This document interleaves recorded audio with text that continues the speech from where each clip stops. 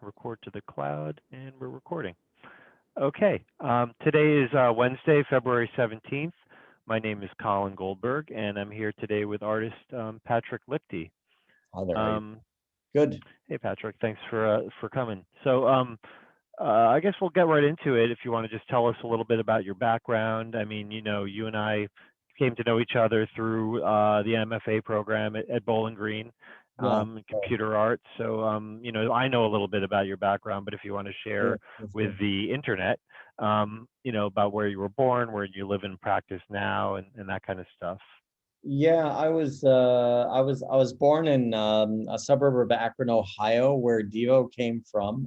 If you're kind of into new wave and punk and all that sort of thing. And actually, first 10 years of my life, I grew up in literally within visual distance of the Goodyear Zeppelin air dock, which that's where they held, the five airships that Goodyear and Zeppelin actually made, in the 1920s, and then we moved to North Canton, Ohio, which is where they made Hoover vacuum cleaners. So, and that area is also where Marilyn Manson's from. So, it was kind of an interesting thing. Um, yeah. So, my mom was an artist. I was sort of raised in the atmosphere of art and intellectualism and all that, but they wanted me to be practical. So I got a digital engineering degree from the University of Akron, and after I worked myself through, and I was about 5, 6 years in the field, and I just said, um, I realized that I wanted to be in art and design, and eventually I just said, actually I was with Tandy Computers, Radio Shack, so that was starting to basically close, and so I left that, and I basically started working in neon sculpture at Kent State University, and so this is an interesting thing is that I basically I was an art major for about a year at the end of my engineering degree, but my mom taught me, and I started doing glass sculpture. And in the 90s, early 90s, I was doing a lot of print work and all that. And where I kind of come into this, and this is kind of, and what's interesting is that I'm kind of short circuiting one of the other questions that I know you want to ask. But what happens is that I just realized that I actually have a form of retinitis pigmentosa, and doctors basically told me that I was going to go blind by 30. And all this notion of practicality in my life, you know, I just kind of felt like this was tenuous at best anyway. So what happened is that I wound up, you know, in a situation in which um, I was probably going to be, um, in a trailing family situation. So I quit engineering. I went into the arts, and basically just studied informally and just started a contemporary art studio and a design studio during the .com era. Kept myself alive, and but the thing is that I was just asked at one time, if you had your choice to do anything that you ever wanted to do, if you had to live in a cardboard box out in the middle of the highway and just do this, what would you do? And I said, I'm going to be an artist. And then this is kind of funny, is that I'm going to really just kind of weave together a lot of the narrative, is that in these early days, um, what I was very interested in the first wave of avant-garde. And I was very interested in people like Monet and Cezanne and Gauguin, and I really got interested in people like the Dadaists and the Surrealists and the Futurists, and then I got really, really interested in the German Expressionists like Munter, Kandinsky, Munch, and all that. And I started reading Kandinsky's books, especially concerning the spiritual and art. And what I did is I sat down and I did a exercise in which I basically shut myself off from trying to look at all art, except for just reading this book on his theories of expressionism. And I just read this and I made this whole body of watercolors. And, it, by the way, feeding into a later part of the conversation is like watercolor is a technology. Um, and the thing is that, I kind of got into the notion of, expressionism, and so what happens is that Kandinsky is at the root of all my painting, as far as sensibility, notions of form, color, and all this. But it's I got my first electronics kit at age 7, at age 10, my first computer at age 18. And so I think, to me, I'm kind of a technological native, having been raised as an artist, being forced through a technological milieu, and then getting interested in having roots in, Dadaism and Expressionism, which kind of leads me, as one of my threads, into this notion of the subjective experience of expression. I mean, of art and expression. But the thing is that for me, using technology is part of my native cultural voice, because I grew up on science fiction. I've been playing with electronics ever since I was 10 years old. And it's like, in other words, it in some way or another, technology is part of my voice. So, so I'd say that kind of lays the groundwork of how I resonate with, this whole thing. Were there any aspects, in terms of like, you talked about Kandinsky, beyond the sort of the aesthetics of his work and any kind of formal visual components of his work? I mean, are there philosophical aspects to the writing that you found, interesting in the way that you, or have you incorporated that sort of line of thinking into what sort of content drives the work, or what it's about? Well, sure. I have several kind of like threads of work, and a lot of it has to do with this notion of mediation. In other words, like, the expressionist side is the idea of like, mediating the subjective. So the thing is that Kandinsky always, was talking about the idea of communicating the inner state. So I think also Kirchner especially. So I was very much a fan of like, these guys, like, there were two expressionist groups in Germany, the Blue Rider and the Bridge, De Brücke and De Blaue Reiter. And so I'm very much kind of a Blaue Reiter sort. And so what happens is that, so really what's interesting to me is, how Kandinsky thinks about the communication of the inner emotional state, through the work, through notions of color and form. And that's especially considering this spiritual and art. And then he also did a book called De Klange, Sounds. So these are writings, and they're also performances, which actually I co-produced one in 1990 with Yellow Sound. Was, well, I think the 5th time it had been done at Kent State. And so what's interesting about that is that, this was sort of like, as theater was Dr. Caligari was to, cinema. And I think, and then also I'm like a huge fan of, of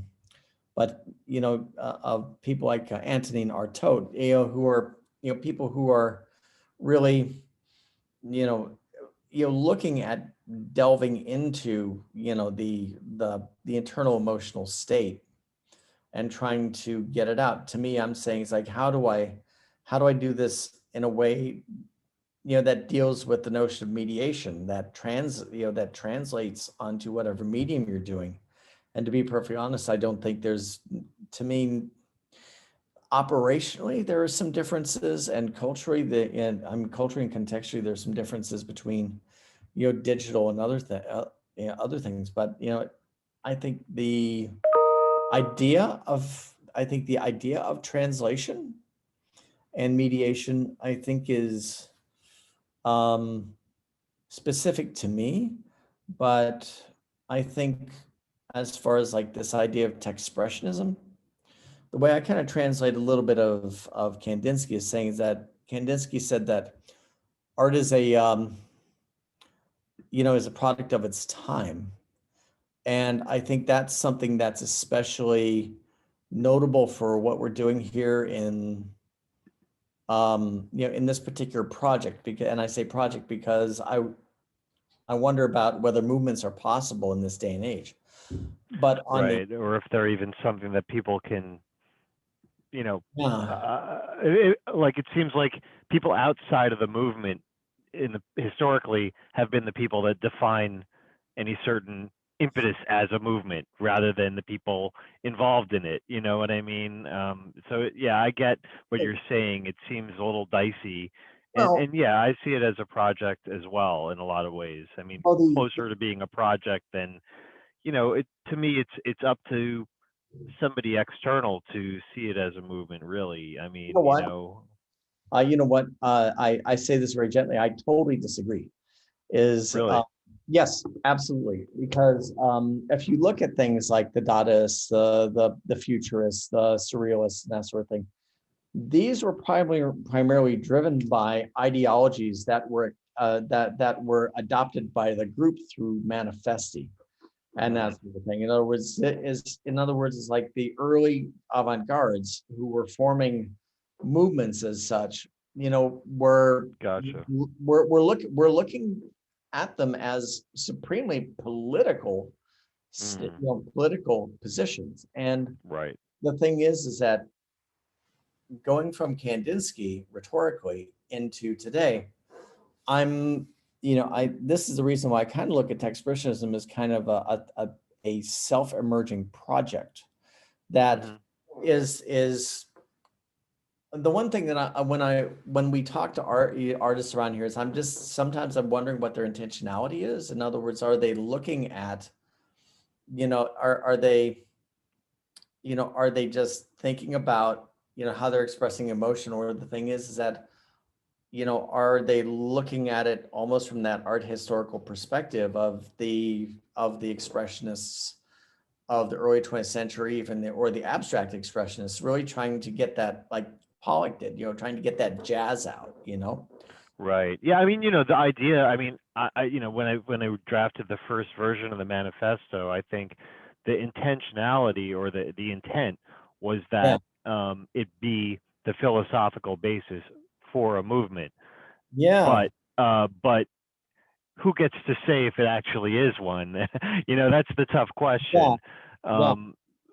Like it seems, I mean, I don't know if there's really a point in trying to No, figure that out, but no. I think actually it's something the writing I'm working on for the group at the moment, is that, rather than trying to be another Zara or another Breton or someone like that, it's like, I think it's really just a matter of maybe just trying to invite, a self-reflection, mhm, and saying, guess what? This is the history of from which we come. And, mhm, and it used to be about the idea of trying to change society. But the thing is that, we're in a different period. We're in a different period of time, and the sensibilities are radically different. But the thing is that the notion of wanting to see what's inside us and communicate it, is one thing. But then also on the other hand is that then how we see technology as a matter of agent in order to do this, and what do we see as technology? Mhm. So the thing is that really, as far as I'm concerned, is, one of the co-founders of this thing is, rather than saying that this is a manifesto driven thing to follow the world, this is a continuation, I'd say, of a tradition that asks people to consider, in a day and age in which we think that technology is alienating us and from our inner selves, and our feelings and our connections with others, especially I think we're definitely linked to a COVID based impulse. The idea of saying, like, how does this inner notion of expression, through various forms of technology. And the one thing that I'm kind of begging the argument of is saying that I'm just don't think that computers completely, you know, the digital and computers completely encompass what we're doing. Uh, Sure. you Yeah, know, it's part of a continuum for sure. yeah. I see it that way. And I think, like the manifesto, like in some ways, the the reason I initially wanted to create a manifesto was, in effect, to change society in some specific ways. The most important of which to me is the fact that technology-based art does not have the same degree of validity within the sort of the establishment art culture that um, you know Oh, my traditional art forms have. my And that's a prejudice that I've encountered, that I'm sure you've encountered. And basically, almost everybody that's been drawn to this group has expressed that's what they identify with, is that they've tried to get their work out there. Someone said, "Oh, you mean you pressed a button and the computer did it for you? Sorry, we're not interested in that type of work." And they moved on. Like that reaction is something that I'm very familiar with. And I mean, that's a very small, it's probably not very important to many people in society other than people making work with no, technology, but it's important to me. Um, well, the thing is that if you're dealing within, if you're dealing within um fairly, you know, well, let's put it this way. I would really kind of say this is really kind of a very traditionalist approach. But the thing that I would argue is that there are people like Omar Khalif, and Kalani Nicole, who runs Transfer out in Los Angeles, and Steve Sachs, who runs Bitforms. The thing is, out in New York, out in Manhattan, Chelsea. So the thing that I'm looking at here is that, with and especially with the younger digital artists, there's this notion of post-internet art, that, the term attributed to Marissa Olson about the idea of, like, art that deals with effects after the net is largely traditional media, you know, digital print, a lot of it's digital print, a lot of things, like, and includes things like Vaporwave and all that sort of thing. But what's happening with this is that I'd say ever since the late 2000s, there has been a significant movement that in which artists dealing with digital culture have been using traditional media to, you know, um, you know, um, inject themselves into the contemporary art conversation. And the thing is that I really, and especially now with the COVID situation, not only I'd say digitally inspired culture through contemporary media, and now the thing is the notion of digitally based art, and online art, and electronically based art.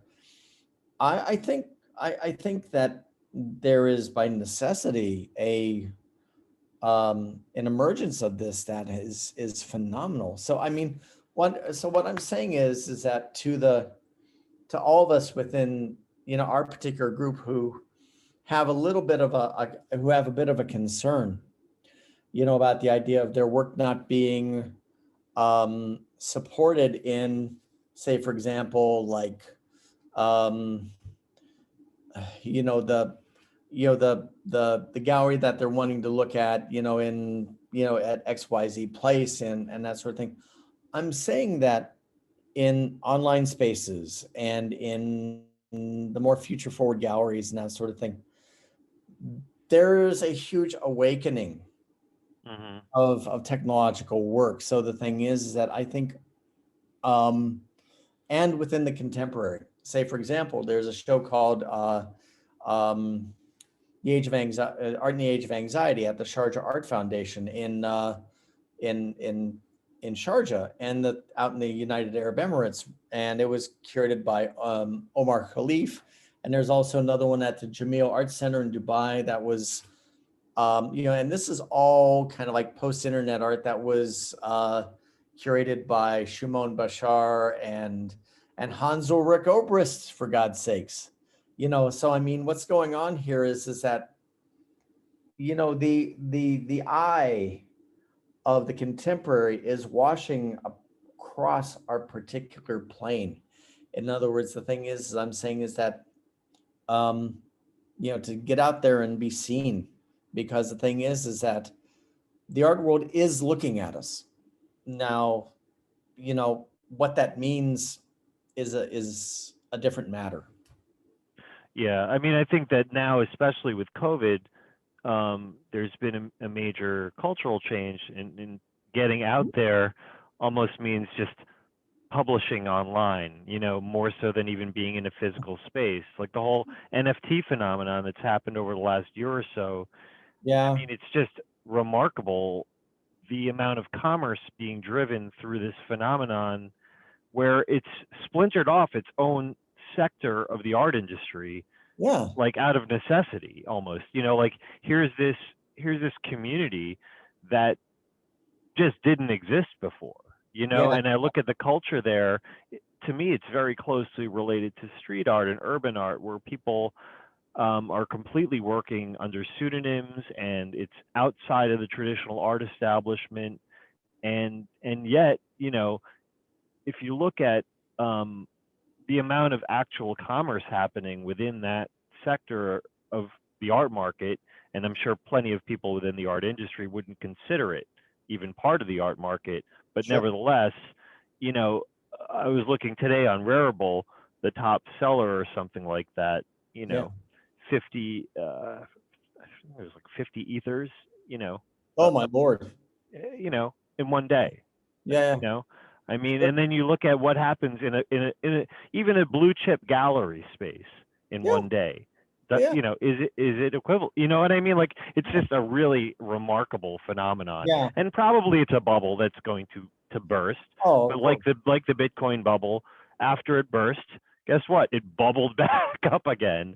You know what I mean? For the people that held on long enough. Well, I mean, the thing that's just absolutely stunning me today is that I just saw that Bitcoin's up to 51,000. And I mean, Yep. when it peaked and burst at 17, I thought, oh, come on, forget this noise. And then I'm seeing this now. Elon Musk is getting behind it, and Hmm. I now feel like an idiot. I had like two or three, and now I'm just saying, like, maybe I wouldn't have to have this job. Right. I held on for a while. I like held on until I sort of evened out, but I jumped back in a little bit recently just to get Yeah, involved in NFTs. I had to just definitely. get some crypto established again. And, in Sure. that short time period, I think what it is now with all these NFT platforms, the amount of action that's happening across like the mainnet, the Ethereum mainnet is just so great, and the level of interest and awareness in Sure. Ethereum specifically is just become so mainstream that Yeah. you know like any sort of asset where there's a fixed amount. There's only a finite amount of Bitcoin, of Ethereum, that could be Yeah. mined, Yeah. so it's just the law of supply and demand, whereas I don't know, like I feel like it's strange. I mean, this is kind of going By the off in way, a tangent. in some of your discussion a little bit earlier, one thing I want to kind of put across is that I mean, you and I have slightly different viewpoints on these sorts of things, but they do. I think it's really just sort of like ratios. On one hand, like you and I think um, Devante, talk about the art industry. Myself, Mhm. I think that, I mean, I'm thinking much more about as a community that drives, a rhetoric, which has an industry that's part of that. So in other words, I'm looking at it from a broader cultural perspective. But the thing is, there is an industry in it, or else, it wouldn't have, the art fairs and things like that. So the thing is, but however, I'm also looking at things that are that are not, as economically driven, like the wrong biennial and, and various, um, art centers, et cetera, say like Akasoma, and Nimi and things like that, that aren't necessarily so commercially driven, but Mhm. it's all an ecosystem. And I think what happens is Sure. it's the matter of, but nevertheless, there's a human subjectivity that is in that ecosystem, which drives the discussion. And part of that's driven by capitalism. Some of it's driven by um, you know um, relational capital, and and then all these other things. But I And think and I think a lot of the things that are happening within the that aspect, though, they are activism in some capacity. That is, the blockchain was invented as some form of rebellion, yeah, against the standard fiat currency model of the way things run on our of course, planet, you know. of course, of course, Um, of course. So, and I think that, as a lot of us are, talking about taking, the project into things like NFTs and all that sort of thing. It's like non-fungible tokens, and in the blockchain, as a lot of people are. I think this is an interesting move. So Mhm. I, Oh, I wanted to ask you too. You talked about your influences and sort of how you got into Kandinsky and watercolor. So, at what point did technology start coming into your work, as like digital computer-based technology start coming into your work as a medium, or as a set of tools or skills that you used in terms of self-expression? Like, when did you make that jump from the watercolor? And then I remember when you showed your work on one of the salons, you showed some early digital drawings that were maybe around the same time period, that were sort of Kandinsky, driven. this is weird. I started doing it at about age 14, before I was doing watercolors. Hmm. So I was using electronics to make sort of like light organs and that sort of thing. And so what Hmm. happens is that, yeah, in other words, I was sort of like making light sculpture, like in my early That reminds me of your MFA show. I remember there were a lot of yeah, like blinking boxes and the digital minimalism sort of yeah. concept that was in a lot of that work, you know? So I mean, really, what happens is that for me, what I mean, the thing is I think that, ever since I was a child, I think that there's always been this a sensibility that was developing, but just wound up awakening, later on in my 20s. So the thing is to say that there was a specific time that something came about or anything like that. I said maybe, I mean, really, it's just a matter of saying, my early work was just terrible derivative stuff. But the whole thing is that, as one learns, one What focuses. sort of hardware and software were you using when you made those drawings? Uh, I was using well, at first I was using an Atari 800, and I was using Atari 800, and I was using BASIC programming language. to do my first drawings. And Were then, you using like ASCII, sort of ASCII art in a way, or? no. I was using I was using pixels, Gotcha. and so Peek I and was, poke and all that stuff. I remember doing some coding on yeah. my Commodore. And Um, there was also a paint program with Koala Pad, and I was painting with that. mhm. But I had a koala pad as well. and then I think I really started doing things, kind of halfway seriously on on a Hewlett Packard Linux system in the I mean, I got into it, like in the 80s, but I just never thought that I could do anything as an artist. So I think really where I was starting to go at, I was using things in the early 90s, like I was using Kai's Power Tools, and I was using was it PCX? It was PC Paintbrush or something like that, and Corel, of course, and and then Photoshop when it came out, and so I think really a lot of this is was just really just noodling around with a bunch of Mhm. things. But the thing is that I kind of look at three things. I kind of look at like the methodology as as how you make the stuff, and then the content, the intention, or the or the idea, and then I forget what the third thing, but it's there. But the thing is that what happens is that I think that no matter what I was doing or what software I was using, there it was trying to communicate. I was trying to communicate this certain intentionality. In other words, kind of, what it was to, um, what it was to how to like do this mediated sort of making on at first in screens, and I started working in video, um and then in 3D space, and then 3D space leads to VR and 3D print and all these sorts of things. And one thing that I think is very interesting to me is at this point is AI and glitch and generativity and all these sorts of things, which is kind of a partnership between you and the machine. And Right.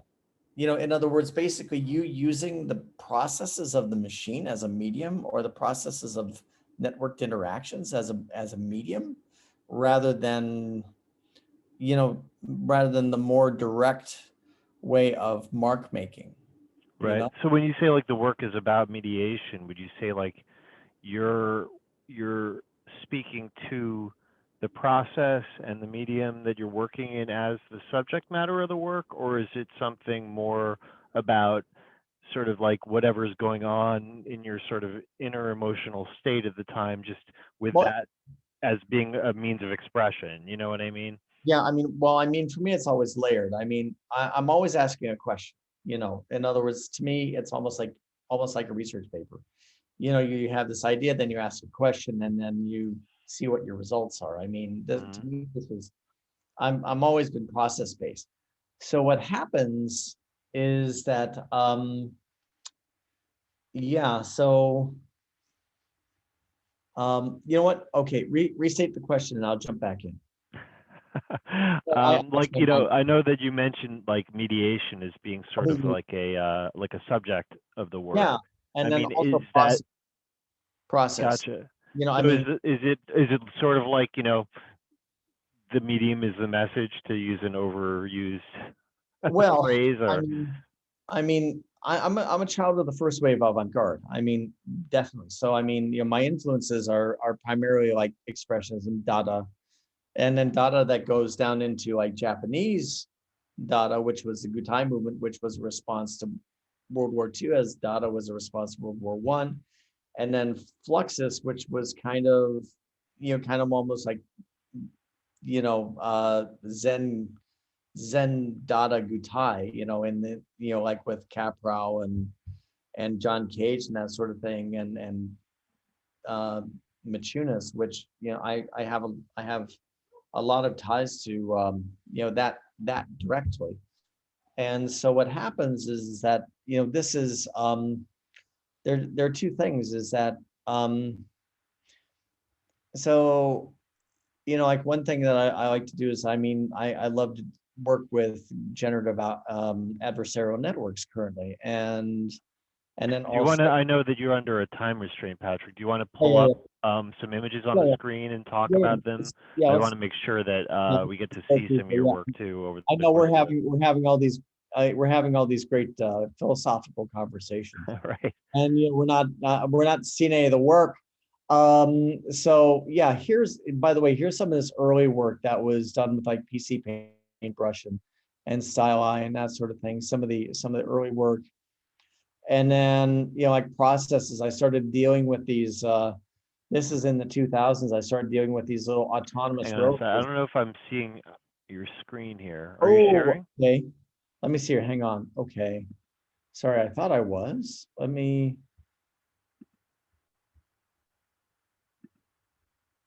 Oh, there we go. See Okay. that? Okay. So this is some of the early work. You can see the Kandinsky references and all that sort of thing very, very clearly. And I think it was probably done with PC Paintbrush or even Corel.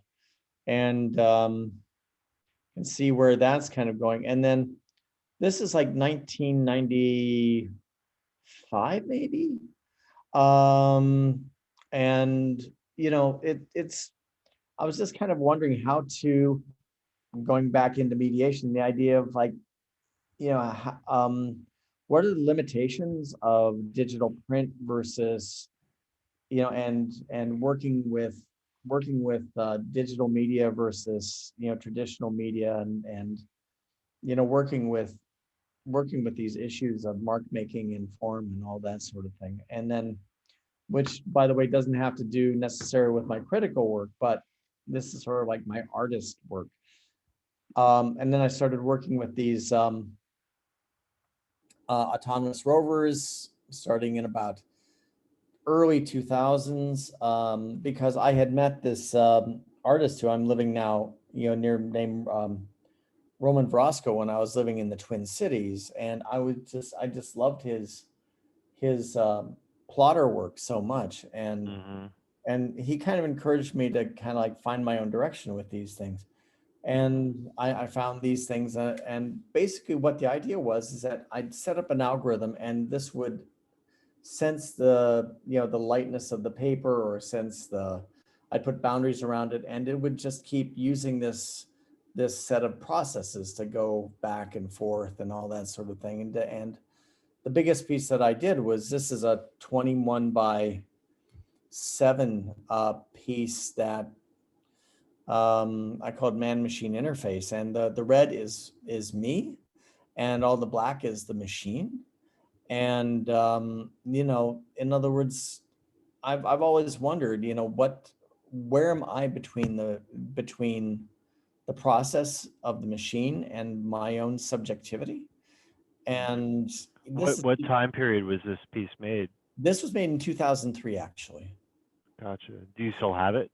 Yeah, it's actually in my storage container in Ohio, actually. So it's rolled up. It's a little crumpled on the sides, but I'll probably slice that off and get that up someplace. So did you work, I mean, did you spend time with Verosco directly? Yeah, I mean, Yeah. he's one of my early mentors, actually. Huh. Yeah. I'm a big fan. His work is amazing. Yeah, I have a few of his pieces he gave me. He's a really, really, really, really amazing person. Yeah, his work was the But first time I ever really saw plotter drawings, yeah, as used as art, that I saw like art made with plotters, and it just blew my mind how he was able to mount. I mean, he used just traditional drawing implements, right, in his plotters. yeah, and I mean, he's my primary inspiration. There's another guy, Mhm. Bruce Shapiro, from the Twin Cities as well, who does motion control as well. As um, he wound up selling that sand table with the he did an Indiegogo for that sand table with the marble that would then go and make these designs and that sort of thing. I think that was Bruce. How did you code those robots? I mean, like, what would you do to actually write the code, and then you put like I mean, a sim in the actual robot, or like how No, would that no, be? no, no. It was just you just upload it through the serial port, and it just had basically had like There's like a a, was it couple. EPROM it's called or something like that? Totally. Yep. And it's old school, so it Hmm. just had its own processor and it had some flash RAM, and you just went for it. Nice. I remember seeing you with those drawing machines back in Bowling Green when I first got there, and you had it sort of in the lobby, I think, of the art building, and they Yep. were just like roving around, Yep. and I was like, that's pretty cool. That was fun. Yeah, yeah, totally. And then I started getting into a bit more into what Roman, kind of like what Roman Brosco would call, I'd call hard algorithm. In other words, the idea of looking at the idea of, using algorithms to, as a primary process for art. And what I was Mhm. doing is I was doing, in this case, this is a group of post-internet works I called random internet cats. And so there were some pieces that some other colleagues did that were commenting upon, the passage of media and also about internet culture and that sort of thing. And this is maybe a little bit flippant, but I I don't, like that though. I mean, it definitely, that was certainly a phenomenon, like just yeah. internet cats and memes, and it's part of internet culture. I mean, so when you say post-internet art, would that be basically any art created after the web was made publicly available, or is there some further philosophical way to Well, define that term? I tip my hat to Marissa Olson on this. In other words, that pretty much defined it best in saying that, art that's art that is the result of the social, technological, and the effects of after the emergence of the internet. And I think that Marissa was probably maybe talking more about the World Wide Web rather Right. than, the earlier net. And, just the sort of sensibilities that you see now, like one definitely is Vaporwave, where you have, Mhm. that kind of false nostalgia for the 80s, Right. with the pastel, you know, uh, Hmm. magenta and cyan and, pixels and things like that. And, Right. you There's know, definitely like a revival of the 8-bit look. I think totally. I've noticed in some of the VR games, there's actually games within a game where you're playing an old school video game within, a photorealistic virtual Yeah. space. Yep. So, I mean, I still do this, but I mean, and the thing is that I don't necessarily have any of my um, flatbed plotter drawings as such, but there's an offshoot of this that use this thing called the Axodraw, which is a tabletop XY plotter. I would love to have an 8x6, but I mean, I've done about 300-400 pieces using Do these you do XY. these drawings as editions, or are they all singular? Um, I usually do them as singular asterisk, in other words. So I mean, I'll do them as uniques. Actually, I do them as uniques. Right. Because, They're variations on sort of a theme, yeah, but they're all individually unique yeah, because objects. I'll change the pens and I'll change the Sure. methodology a little bit and that sort of thing. And Hmm.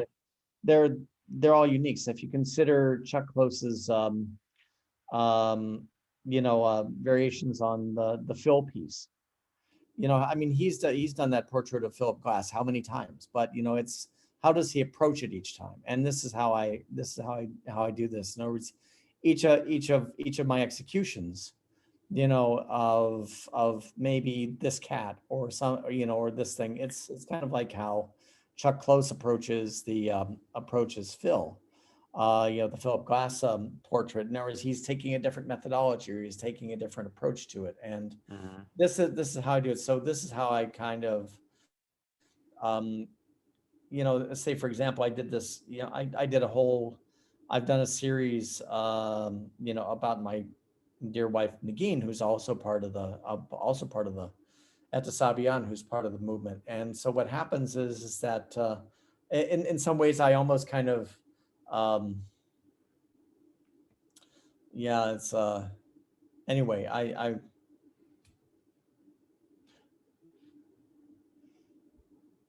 love my wife. Anyway, we'll just go and just say that. So anyway, we'll just If are these works available through a gallery, or like, you know, if a um collector saw them and they said, "Oh, how do yes, I get one of those internet actually, cat drawings?"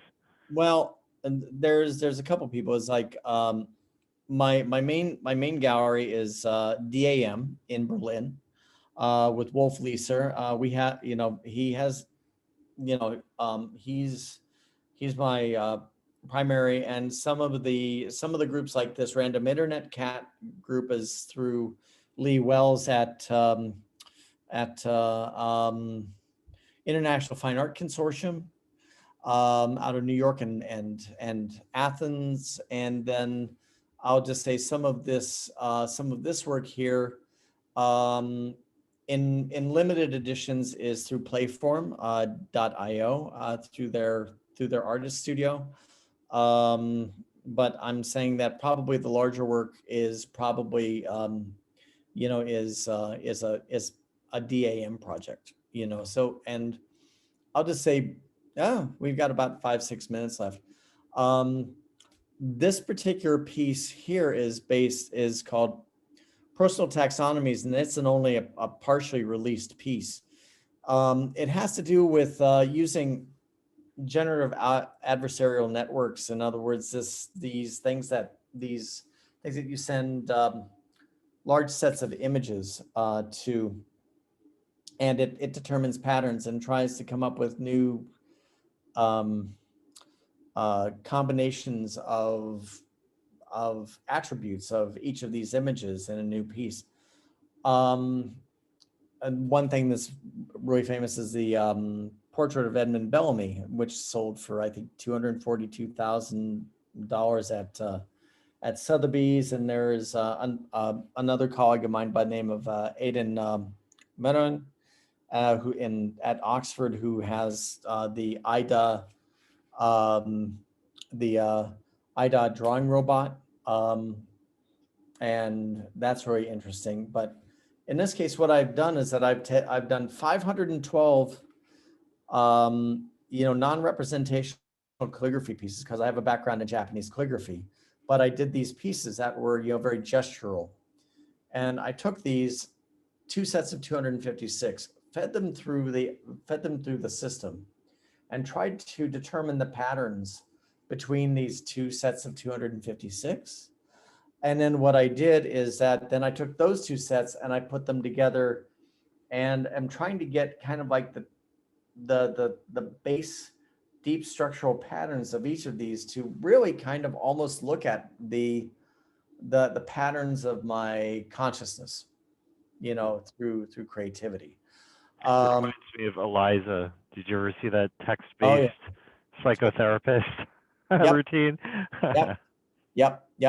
And then the other thing that I'll wind up saying that isn't here is that I've been also working with GANs to work out, try to pull the patterns out of Persian carpets. And this is kind of a NP team project, which is myself and Nagin at Tasabian. And so we're just starting to generate some jacquard weavings from that, but they aren't here. And then guess what? This is you and me, Colin. Nice. So, this is kind of like, our sensibilities coming together in the first Techspressionist collaborations and that, and, going through the personal taxonomies work. And then I'm also working with the sketch to painting things in the Playform project. And, this is also something that Ann Spalder's working with, and Carl Gannis, and so the thing is then Carl Gannis introduced me to the Playform platform, which I've been working with for about a year or two now. And so this is, you're in my piece for the first Techspressionist exhibition. And then the thing is that where I've been going a little bit further is that I've been going further with this sketch to painting with this personal taxonomies to work with some things. And this is actually a shawl, a scarf made for a show in Tehran, Iran. That's that's coming up in the next month or so. That's kind of looking at the idea of looking at this and how this can be looked at textile design. And Gotcha. and this would be and the idea is that this would be a woman's scarf in Tehran, and this is kind of avant-garde, you know. So using this methodology and using this amount of pattern and color and that sort of thing for a woman's scarf in Iran. Hmm. So, and this is something that, Nagin and I have been, working on, but this is my piece on that. So, And so if people wanted to see more of your work or follow you, how would they yeah, find you? Is Instagram the best way Instagram to? is most definitely the best way. It's usually, part of the time is, I kind of split it about halfway between, um, you know, um, Nagin in my life, and then working, and then the work that I'm working on. I'm probably going to set up a, I'm probably going to set up a strictly Patrick Lichty site. But let me go over and share this here. Let me stop sharing and I'll come back in. And it says, here we go. So that's Nagin and I, and this is, say, for example, this is actually one of my latest pieces. I basically took as many images of dogs playing poker together and making paintings from that as kind of a little fun satirical thing. But, in other words, sort of highlighting the kind of highlighting the potential and the potential and the absurdity of artificial intelligence. So these are other pieces from the base calligraphy pieces from Personal Taxonomy. And you're Pat Lichty on Instagram? Yep. And this is another 3D piece that we haven't talked about something I went out through the Emirates doing 3D scans, and I noticed some stills from that when we first started yeah. working together that looked pretty interesting. And these are some style transfers these are some oil paintings I did from AI style transfers from photographs of my old institution in Abu Dhabi, Zayed University. And so do you want to just quickly let us know, where you're posted now, like what your current, what you're doing within your teaching and stuff like that? Yeah. Or? Right at the moment, I'm teaching in the mass communication department at Winona State University in Winona, Minnesota, which is on the beautiful Mississippi River, in the middle of the cold. And this is where number one, I wanted to get back into the United States, and Nagin and I are just kind of setting up our studio here. And you were in Abu Dhabi for about 5 years or so? I was in the UAE at various places for about 5 years, and worked throughout Central Asia and Eurasia and the Middle East and that sort of thing. But I was based in the UAE. Gotcha. All right. Well, I guess I know you mentioned you had to take off around 4. So, is there anything else you wanted to I think we're bring good. up, or? I think we're good for the moment. I think actually I'm really glad that we had a talk to kind of had this time to talk a little bit about kind of like the thought, that I've been having behind, this whole Techspressionism thing. And Sure. then share some of the work. And because I think to me, I think that there's a very deep impulse, that comes from a lot of deep thought for me over a long period of time, that is a longer project, but to me it fits under this notion of of Right. of Techspressionism, and I'm glad that we're doing this project, and I'm glad that actually the thing is that it's it's given me the chance to do this work, that comes out of that art historical tradition and Hmm. comes in through this algorithm and that sort of thing, and then coming in and just kind of merging these things, and then really kind of really having this reflective moment to consider where we are in an art historical context in the present, in the contemporary moment, to Yep. reflect on what is the subjective space of technology, and with me it's primarily the digital. Hmm. Yeah, I mean, I was speaking with Helen Harrison this morning, about another project that she and I are working on together for the Paula Krasner House, and she, and we were talking about curatorial direction, and you and I are going to be Mhm. curating the upcoming Techspressionism 2021 show together in Yes, Kunstmatrix, and yeah, she sort of impressed on me that um, this isn't all encompassing any work dealing with technology, right, to her anyway. Like the differentiator is it's rooted in the philosophical basis of expressionism, yes, and it's got to be work that is about personal expression. That is, yeah, I mean, that's what defines Techspressionist work, um, as Techspressionist work versus technology-based work or new right, media art or digital art or anything else that's medium specific. It's yeah. content specific, And you in know? many ways, we're doing sort of an intellectual reprise, but the thing is that we're framing it in the context of the moment, which I think is the important part. Yep, sure. It's like expressionism is a continuum, and then this is just a snapshot of like what expressionism is manifesting itself Yeah, as right now, when everyone is in front of a computer, wearing computers. Pretty soon we'll have yeah, computers implanted in them. If Elon yeah. Musk has his way with Yeah, what's Neuralink or whatever it is. yeah, what's the, in other words, what's the space of human subjectivity within the technological frame? That there we are. Hi, how are you?